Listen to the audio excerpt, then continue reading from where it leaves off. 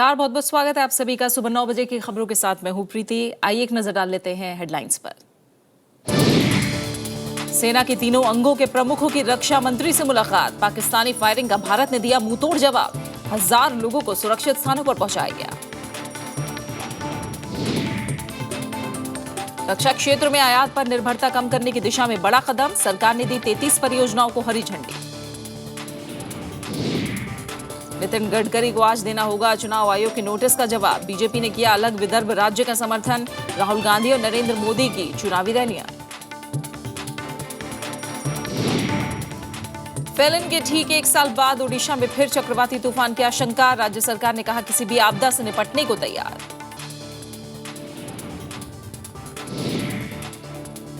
भारत और वेस्टइंडीज के बीच पहला वनडे आज से कोच्चि में। क्रिस गेल और सुनील नारायण के बीच के बिना उतरेगी मैदान में वेस्टइंडीज।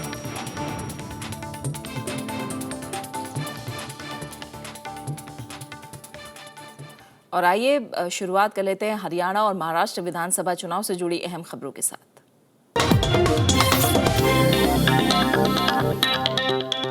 महाराष्ट्र में चुनाव नजदीक आने के साथ ही बीजेपी और शिवसेना में तल्खियां बढ़ती जा रही हैं। शिवसेना ने अपने मुखपत्र सामना में प्रधानमंत्री नरेंद्र मोदी की कड़ी आलोचना करते हुए बीजेपी पर महाराष्ट्र को बांटने का आरोप लगा दिया।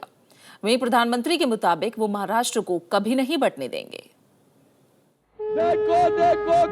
प्रधानमंत्री नरेंद्र मोदी ने मंगलवार को सिंदखेड़ा, भुसावल, खामगांव और नागपुर में रैलियां की। सिंदखेड़ा की रैली में उन्होंने कहा कि वो किसी कीमत पर महाराष्ट्र को बंटने नहीं देंगे। प्रधानमंत्री ने कहा कि आदिवासी क्षेत्र को आगे बढ़ाए बिना विकास मुमकिन नहीं। इस देश में कोई ऐसा पैदा हुआ है जो छत्रपति शिवाजी महाराज की इस भूमि के टुकड़े कर पाए? भाइयों बहनों, जब तक मैं दिल्ली में बैठा हूं, मैं आपको विश्वास दिलाता हूं, दुनिया की कोई ताकत महाराष्ट्र की एकता को तोड़ नहीं पाएगी। ये मैं आपको विश्वास दिलाने आया। दरअसल शिवसेना बीजेपी पर महाराष्ट्र को बांटने का आरोप लगा रही है।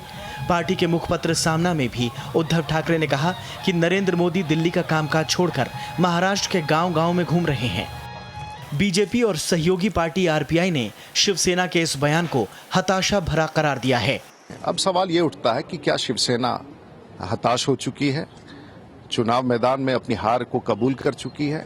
क्योंकि जो जंग हमारा कांग्रेस एनसीपी के खिलाफ था, ऐसा क्यों है कि शिवसेना आज अपना जंग बीजेपी के खिलाफ मान रही है? जो टीका टिप्पणी कर रहे हैं उनको थोड़ा ये गुस्सा है कि भाई ये बीजेपी और शिवसेना का अलायंस बरकरार रहना चाहिए था, तो टूट गए, इसलिए थोड़ा सा वो उसी तरह की बातें कर रहे हैं। जाहिर है बीजेपी के नर्म रुख का शिवसेना पर कोई असर पड़ता नहीं दिख रहा। इसीलिए बीजेपी अब बचाव की बजाय अपने सवालों से शिवसेना की आलोचना कर अपना रुख साफ कर रही है। Bureau report, Rajya Sabha TV.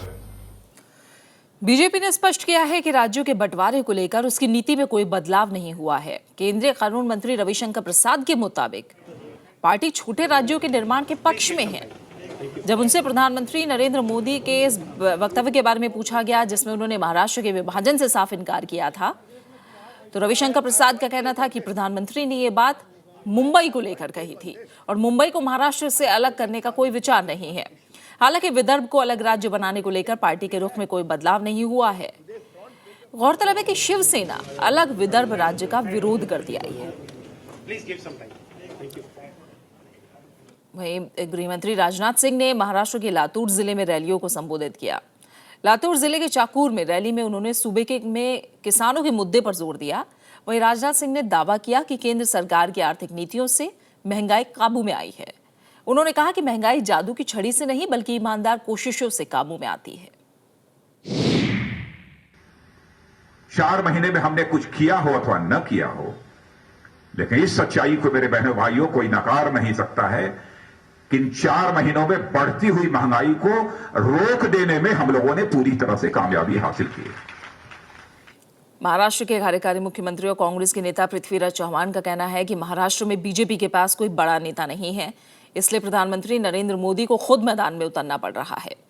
एक प्राइवेट चैनल को दिए गए इंटरव्यू में उन्होंने कहा कि भारत के इतिहास में किसी भी प्रधानमंत्री ने इतनी चुनावी रैलियां नहीं की हैं और इसका कारण है कि महाराष्ट्र में बीजेपी के पास कोई चेहरा नहीं है और बीजेपी इसी कमी को प्रधानमंत्री के जरिए दूर करना चाहती है। उन्होंने पार्टी पर प्रहार करते हुए कहा कि लोकसभा में हुई जीत के बाद बीजेपी में घमंड आ गया है। राजनाथ सिंह, सुषमा स्वराज और अमित शाह की महाराष्ट्र में हुई रैलियों पर टिप्पणी करते हुए उन्होंने कहा कि पार्टी अब राज्य में नेताओं का आयात कर रही है। केंद्रीय मंत्री नितिन गडकरी को पेड न्यूज और वोट के बदले नोट के बयान पर आज चुनाव आयोग के नोटिस का जवाब देना है। हालांकि उन्होंने लातूर में मतदाताओं से पैसे लेने के अपने बयान का गलत मतलब निकाले जाने की बात कही है। केंद्रीय मंत्री नितिन गडकरी महाराष्ट्र में चुनाव प्रचार के दौरान मीडिया कर्मियों के लिए अलग अलग पैकेज के अपने बयान पर कायम हैं। प्राइवेट न्यूज चैनल एनडीटीवी से बातचीत में नितिन गडकरी ने कहा कि कुछ मीडिया वाले पैकेज मांगते हैं और कैमरा बाजू में रखकर किसी भी उम्मीदवार से बोलिए, किसी पार्टी के पूछिए, अगर आपको ये सवाल नहीं मिला तो आप मुझे दो दीजिए। हर आदमी बोलता है हमारा पैकेज क्या है। वहीं चुनाव आयोग के नोटिस के बावजूद नितिन गडकरी अपने बयान पर कायम हैं। उन्होंने माफी मांगने से भी इनकार किया है। एनडीटीवी से बातचीत में नितिन गडकरी ने कहा कि उनके बयान का गलत अर्थ निकाला गया है। पहली बात मैंने ये कहा है कि ये चुनाव में जो कुछ चल रहा है इसके फंदे में मत पड़िए। ये चुनाव आपके भविष्य को तय करने वाला है। जो लोग ऐसे कोशिश करेंगे इसके बहकावे मत आइए। पहली बात करो कि मैंने गलत कुछ कहा नहीं है, तो माफी मांगने का सवाल ही नहीं उठता। रविवार को लातूर की एक चुनावी सभा में नितिन गडकरी ने मतदाताओं को वोट के बदले मिलने वाले पैसे लेने की बात कही थी। ते खाऊन घ्या, प्यायचं ते पिऊन घ्या, मिळालं ते ठेवून घ्या। हरामाचा माल गरिबाकडे जाण्याची हीच वेळ आहे। तेव्हा लक्ष्मीला नाही म्हणू नका। चुनाव आयोग ने पहली नजर में इसे आदर्श आचार संहिता का उल्लंघन माना है और बुधवार शाम तक जवाब मांगा है। उधर कांग्रेस ने नितिन गडकरी के चुनाव प्रचार पर रोक लगाने की मांग की है, तो राष्ट्रवादी कांग्रेस पार्टी ने आयोग की कार्रवाई को सही ठहराया है। मैं चुनाव आयोग से ऐसी डिमांड करूंगा कि नितिन गडकरी को आगे कैंपेन करने से रोकें, क्योंकि सांप्रदायिक उन्माद या धार्मिक उन्माद फैलाने से भी ज्यादा खतरनाक बयान नितिन गडकरी का है। पैसा कोई भी अगर आपको ऑफर करता है तो पैसा ले लेना भी गुनाह का एक भाग बन जाता है। Abetment to crime penal code के या फिर पोल कोड के मामले में आ जाता है। तो इलेक्शन कमीशन ने नोटिस उन्हें सही दी है। वो उसका जवाब क्या देते हैं? अब वो ये कह रहे हैं कि मैंने जो कहा उसमें मैं कायम हूं और मैंने कोई गलत बात नहीं की।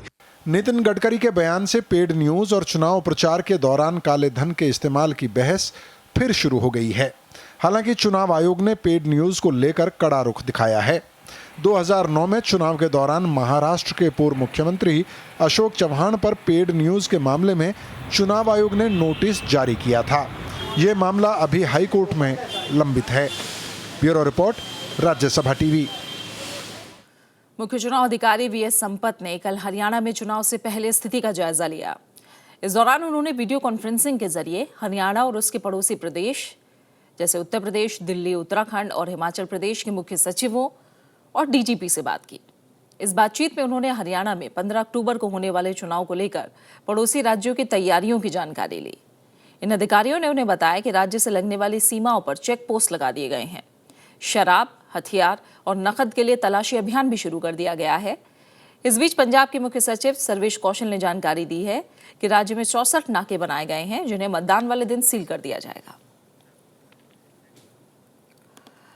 चुनाव खर्च के ब्यौरे में कमियां पाए जाने पर रिटर्निंग ऑफिसर ने पंचकुला विधानसभा क्षेत्र के 5 प्रत्याशियों को नोटिस जारी किया है। इनमें कुछ प्रत्याशियों ने अपना लेखा जोखा ही नहीं पेश किया। जिला निर्वाचन अधिकारी के मुताबिक अगर तय समय में सही रिकॉर्ड पेश नहीं किया गया तो उनके खिलाफ नियमानुसार कार्रवाई की जाएगी।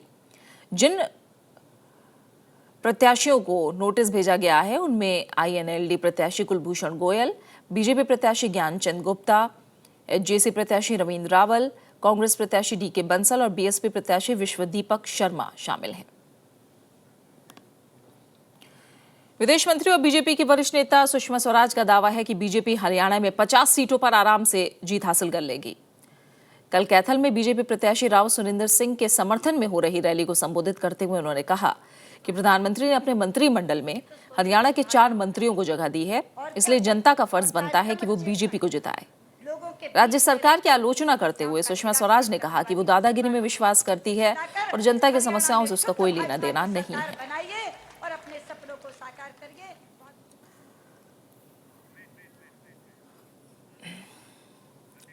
तो तमाम अहम खबरें लगातार जारी हैं। हरियाणा विधानसभा चुनाव की बात करें तो इसमें प्रचार अपने चरम पर है और इस दौरान बीजेपी अध्यक्ष अमित शाह ने सिरसा के रनिया में एक जनसभा को संबोधित किया। इस बार भी उनके निशाने पर कांग्रेस रही। उन्होंने कहा कि विकास के मामले में हरियाणा का पिछड़ापन भूपेंद्र सिंह हुड्डा की वजह से है। उन्होंने ओम प्रकाश चौटाला के कार्यकाल की भी आलोचना की। हरियाणा में हुड्डा चौटाला हुड्डा चौटाला चौटाला हुड्डा, ये खेल बहुत हो गया। हरियाणा को बर्बाद कर रख दिया है। जात पात के आधार पर हरियाणा का वोट मांगकर अपने बेटे बेटियों का घर बनने के अलावे इन नेताओं ने कुछ नहीं किया है। और अब समय आ गया, हरियाणा को विकास की यात्रा तेज करनी है तो भारतीय जनता पार्टी को पूर्ण बहुमत से जिताना पड़ेगा। बीएसपी की राष्ट्रीय अध्यक्ष मायावती आज जालना और नांदेड़ में चुनावी सभाओं को संबोधित करेंगे। मायावती ने मंगलवार को 8 जनसभाओं को संबोधित करते हुए महाराष्ट्र में चुनावी अभियान का श्री गणेश किया। बीएसपी हरियाणा में 90 और महाराष्ट्र की 288 सीटों पर चुनाव लड़ रही है। कांग्रेस उपाध्यक्ष राहुल गांधी आज से महाराष्ट्र विधानसभा चुनाव के लिए पार्टी के लिए प्रचार अभियान की शुरुआत करेंगे। राहुल गांधी सबसे पहले रायगढ़ जिले के ऐतिहासिक कस्बे महाद में रैली करेंगे। रायगढ़ छत्रपति शिवाजी के मराठा साम्राज्य की राजधानी हुआ करता था।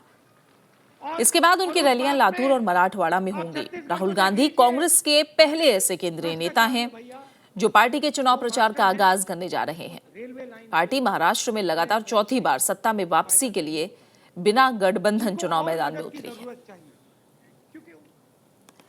बीजेपी अध्यक्ष अमित शाह भी बुधवार को महाराष्ट्र के दौरे पर हैं, यानी आज वो दौरे पर हैं। नंदुरबार से चुनावी जनसभा की शुरुआत आज वो करेंगे। साथ ही धुले भी जाएंगे और दोपहर बाद जलगांव के 40 गांव क्षेत्र और औरंगाबाद के सिलोड में रैलियां करेंगे।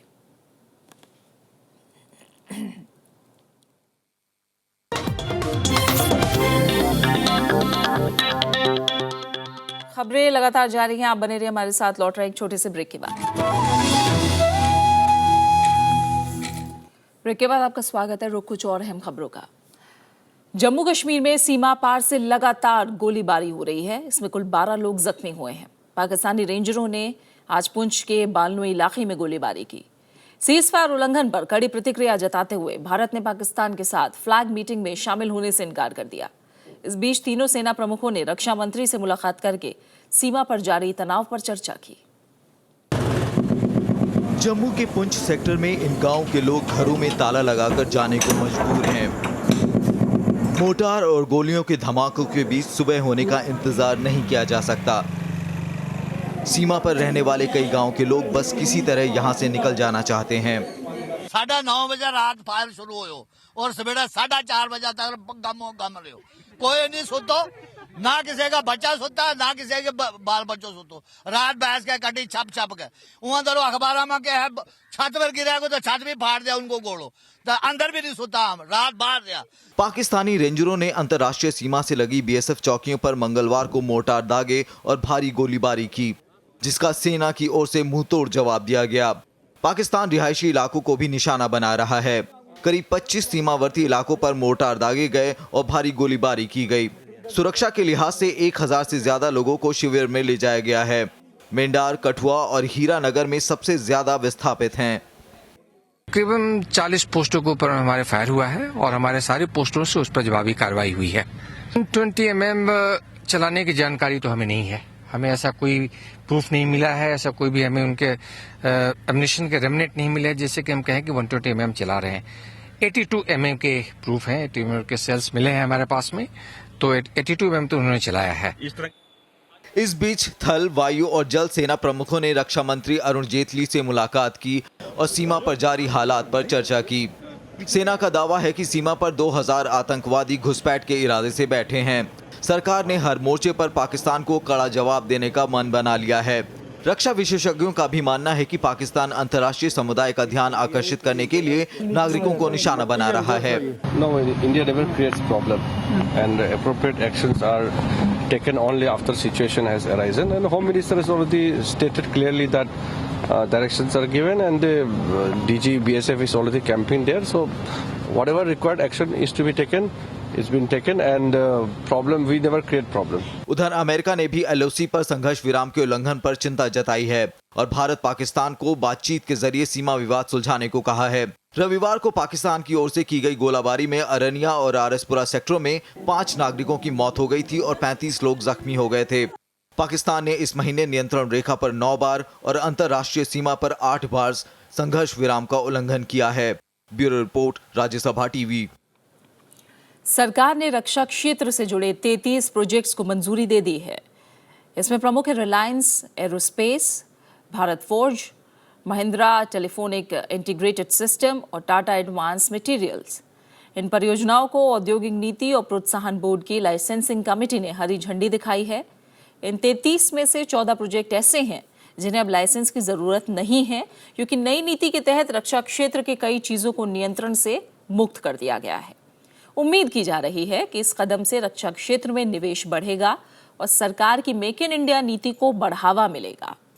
सरकार ने हाल ही में रक्षा क्षेत्र में सीधे विदेशी निवेश की सीमा को 26 से बढ़ाकर 49% किया है। भारत अपनी जरूरत के 70% रक्षा उपकरणों का आयात करता है।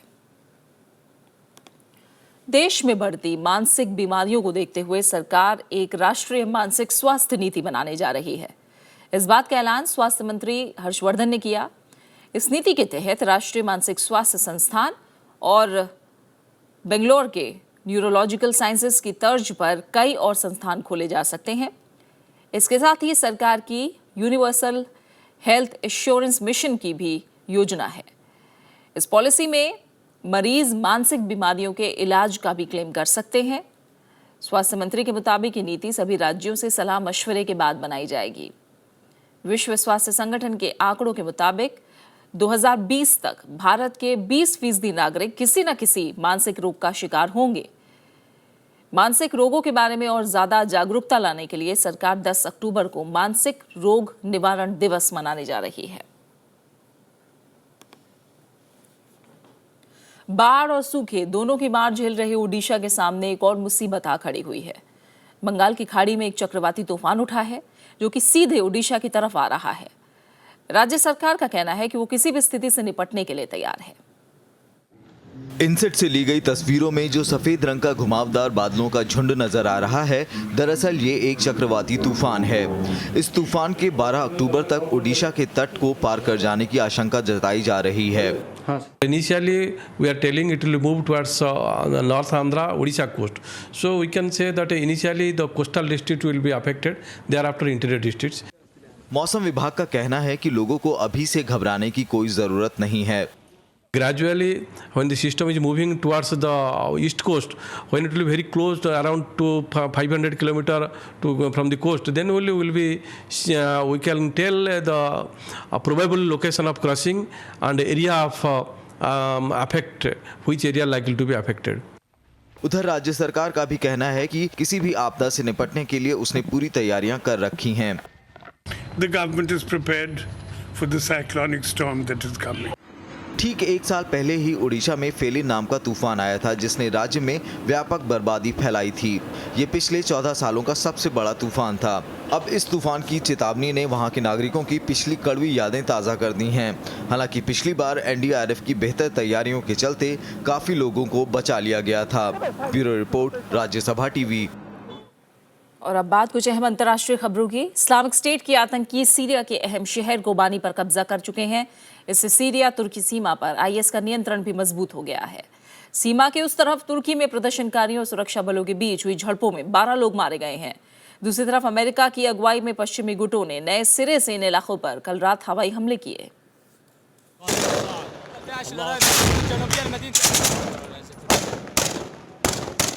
इस्लामिक स्टेट के आतंकवादी कल रात सीरिया के कुर्द बाहुल्य इलाके में कोबानी में घुस गए और कई महत्वपूर्ण इमारतों को अपने कब्जे में ले लिया।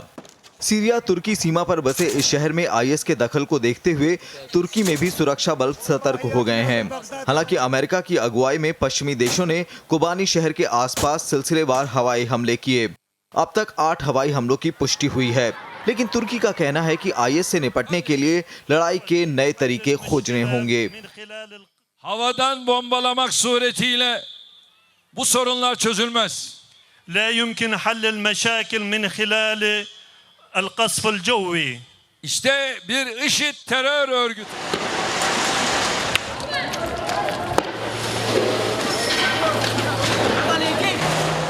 कोबानी में आईएस कब्जे की खबर सुनते ही तुर्की में लोग प्रदर्शन करने उतर गए।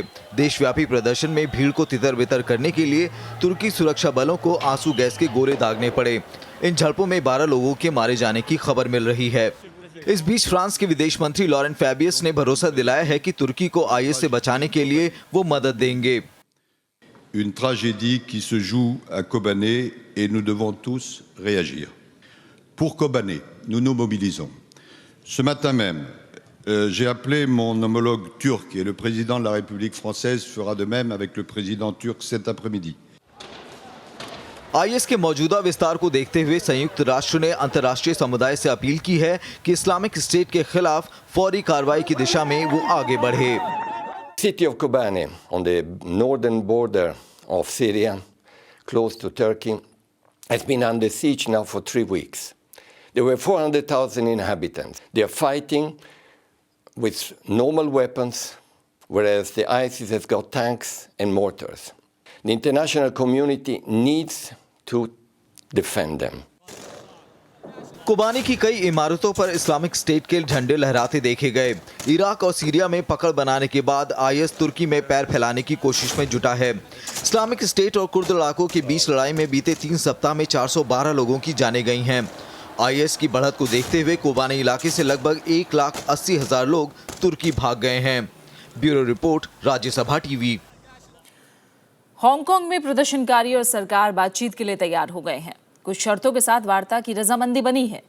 इस बातचीत पर लाखों लोगों की नजरें टिकी हैं, क्योंकि पिछले 1 हफ्ते से हांगकांग के मुख्य कार्यकारी सीवाई लिंग को हटाने और 2017 के चुनाव में लोकतंत्र बहाल करने की मांग को लेकर हजारों लोग हांगकांग में प्रदर्शन कर रहे थे। सोमवार को प्रशासन की तरफ से सड़क खाली करने की समय सीमा खत्म होने के बाद प्रदर्शनकारी अब बातचीत के लिए तैयार हैं। पूरे मामले में बीच का रास्ता खोजने की कोशिश की जा रही है। We have proposed 2 items of the meeting. First is the constitutional basis of the constitutional development. The second item is the legal requirement of the constitutional development.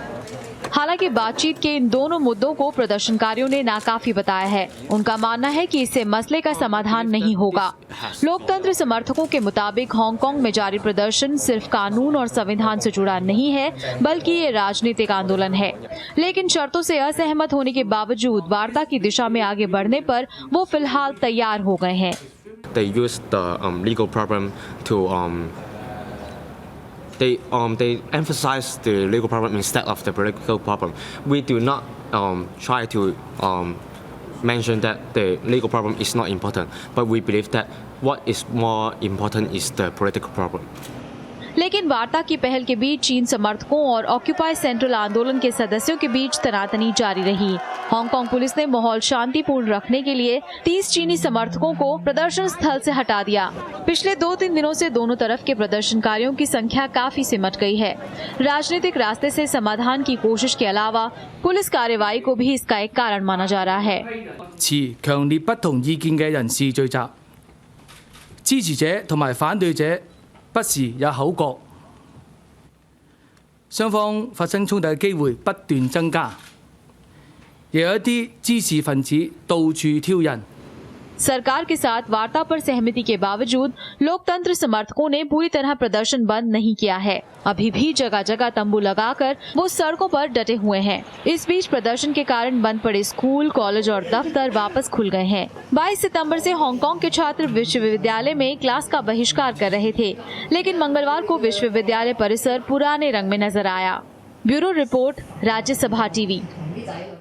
बात क्रिकेट की। भारत वेस्ट इंडीज के बीच 5 वनडे मैचों की series का पहला match आज कोच्चि में खेला जाएगा। दोनों टीमों के बीच एक T20 और 3 टेस्ट मैच खेले जाने हैं। पिछले 12 साल से टीम इंडिया वेस्ट इंडीज से कोई घरेलू वनडे सीरीज नहीं हारी है। कोच्चि के नेहरू स्टेडियम में बुधवार को वेस्ट इंडीज के खिलाफ भारतीय टीम विजयी शुरुआत करने के इरादे से उतरेगी। घरेलू वनडे सीरीज में वेस्ट इंडीज के खिलाफ भारत 5 मैच खेलेगा। सभी मैच डे नाइट में खेला जाना है। हाल ही में वनडे सीरीज में इंग्लैंड को उसी की धरती पर हरा कर लौटी भारतीय टीम जोश से लबरेज है। वेस्ट इंडीज की टीम में स्पिनर सुनील नारायण और सलामी बल्लेबाज क्रिस गेल की गैरमौजूदगी से भी भारत को फायदे की उम्मीद है, लेकिन भारतीय गेंदबाजों के सामने ड्वेन ब्रावो, डेरेन ब्रावो और किरोन पोलार्ड की बल्लेबाजी पर लगाम लगाने की चुनौती होगी। भारत ने वेस्ट इंडीज को 2006 के बाद से पिछली 5 वनडे सीरीज में हराया है। इसमें 3 कैरिबियाई सरजमी पर खेली गई सीरीज शामिल है। पहला मैच 8 अक्टूबर को कोच्चि में नेहरू स्टेडियम में होना है। दूसरा मैच 11 अक्टूबर को दिल्ली के फिरोज शाह कोटला मैदान पर खेला जाएगा। वहीं तीसरा वनडे मैच 14 अक्टूबर को विशाखापट्टनम में होगा। दोनों टीमें चौथे मैच में 17 अक्टूबर को धर्मशाला के मैदान में आमने सामने होंगी, जबकि सीरीज का आखिरी वनडे 20 अक्टूबर को कोलकाता के ईडन गार्डन में खेला जाएगा। इसके बाद दोनों टीमों के बीच एक T20 और 3 टेस्ट मैच भी खेले जाएंगे। Bureau report, Rajya Sabha TV. Hindi फिल्मों के मशहूर अभिनेता राजकुमार का आज जन्मदिवस है। 8 अक्टूबर 1926 को जन्मे राजकुमार के फिल्मी संवाद आज भी सिने प्रेमियों के जहन में ताज़ा हैं। राजकुमार ने अपने फिल्मी करियर की शुरुआत रंगीली से की और 1995 में आखिरी सिनेमा गॉड एंड गन में काम करने से पहले उन्होंने 60 से ज़्यादा फिल्मों में अभिनय किया। हमराज, हीर रांझा, लाल पत्थर, पाकीज़ा, मुकद्दर का फैसला, जंगबाज और सौदागर जैसी फिल्मों में उन्हें दर्शकों ने खूब सराहा। कई फिल्मों में उन्होंने साथी किरदारों को जॉनी से संबोधित किया और एक दौर में लोगों की जुबान पर जॉनी वाले डायलॉग छाए रहे। 3 जुलाई 1996 को दुनिया को अलविदा कहने वाले राजकुमार हमारी यादों में अब भी जिंदा हैं। जिनके अपने घर शीशे के हों, वो दूसरों पर पत्थर नहीं फेंका करते। हमको मिटा सके ये जमाने में दम नहीं, हमसे जमाना खुद है, जमाने से हम नहीं। आग से मांगते हो कि वो जलाती कैसे है, आंधी से मांगते हो कि वो उड़ाती कैसे है, और नदी से मांगते हो। और इसी के साथ फिलहाल इस बुलेटिन में इतना ही। जाते जाते एक नजर हेडलाइंस पर। सेना के तीनों अंगों के प्रमुखों की रक्षा मंत्री से मुलाकात। पाकिस्तानी फायरिंग का भारत ने दिया मुंह तोड़ जवाब। 1000 लोगों को सुरक्षित स्थानों पर पहुंचाया गया। रक्षा क्षेत्र में आयात पर निर्भरता कम करने की दिशा में बड़ा कदम। सरकार ने दी 33 परियोजनाओं को हरी झंडी। नितिन गडकरी को आज देना होगा चुनाव आयोग के नोटिस का जवाब। बीजेपी ने किया अलग विदर्भ राज्य का समर्थन। राहुल गांधी और नरेंद्र मोदी की चुनावी रैलियां। फेलिन के ठीक 1 साल बाद ओडिशा में फिर चक्रवाती तूफान की आशंका। राज्य सरकार ने कहा किसी भी आपदा से निपटने को तैयार। और भारत और वेस्टइंडीज के बीच पहला वनडे आज से कोच्चि में। क्रिस गेल और सुनील नारायण के बिना उतरेगी मैदान में वेस्टइंडीज।